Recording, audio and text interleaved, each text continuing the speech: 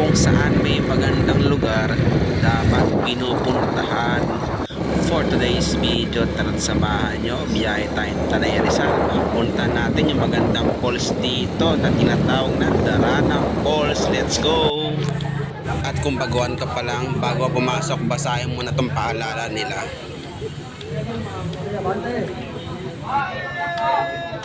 Yun ang pagpasok, gawa po ng crowded na po sa loob. Ngayon po, kung may lalabas, kung ilan po yung lalabas, yun din po yung bilang ng papapasukin muna natin pansamantala. Kasi po, pag pinapasok po namin ngayon ng sabay-sabay, ay baka naman po kayo magreklamo, wala kayong mapwestuhan. Kaya po pansamantala, bibigit lang po tayo sandali. Tignan lang po natin. At ayun na nga mga kabiktima, pasok na tayo. Sa totoo lang, napakahaba ng pila sa labas. At dahil araw ngayon ng linggo, at sa sobrang dami rin ng tao na pumunta dito, kaya ayun, nag-announce si kuya kung ilan ang lalabas ay yun din ang papasok. Dahil wala na nga daw cottage. Buti tayo viewing lang tayo at hindi tayo maliligo. At habang naglalakad ako dito papunta doon sa pinaka falls, pansin ko na rin napakarami talaga ng tao ngayon, no? Dahil araw ng linggo nga pala ngayon. Kahit tirik yung araw dito, hindi mo mararamdaman yung init. Bakit? Kasi napakarami ng puno.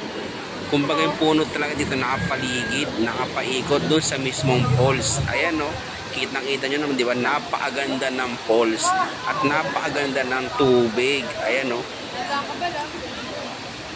Kung matatandaan nyo nga, dito pala nag-shooting si Enteng Cabizote. Tama ba? Ayan nga guys, so naiingit ako. Gusto talagang maligo pero wala tayong dalang pamalit. Kaya ayan, tamang video-video lang tayo. Pero nung last punta ko dito guys, noong 2021, grabe yung pwesto na yan. Hindi ka na talaga makalusong sa tubig dahil sobrang dami ng tao. Pero ngayon, ayan, ang dami nag-i-enjoy ngayon. Dahil siguro sa init na rin ng panahon. Kayo, ano pa hinihintay nyo? Tara, mag-Daranang Falls na tayo.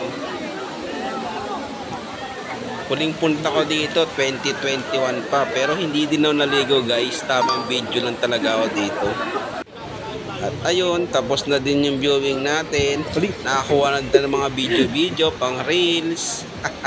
Pauwi na tayo mga kabiktima. Thanks for watching sa inyong lahat.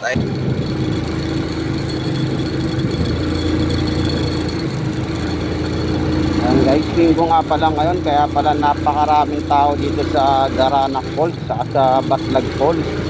Tingnan nyo naman, lalo sa mga motorsiklo, napakarami nagpuntahan talaga dito. Dahil sa sobrang init na din siguro ng panahon, kaya ayan o, grabe. Kaya naging one lane na lang itong kalsada dito, ayan o, pinag-park ng mga motor. Grabe guys, punong-puno yung Batlag Falls saka Daranang Falls. Ayun, tingnan nyo naman. Dahil sa ganda talaga dito sa Daranang Falls, ayan, at napakalamig ng tubig, talagang dinadayo talaga ito ng mga malalayo lugar.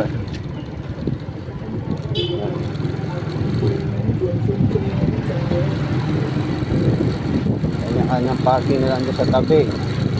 Kaso yun nga lang, napakalayo ng lalakarin pa ba.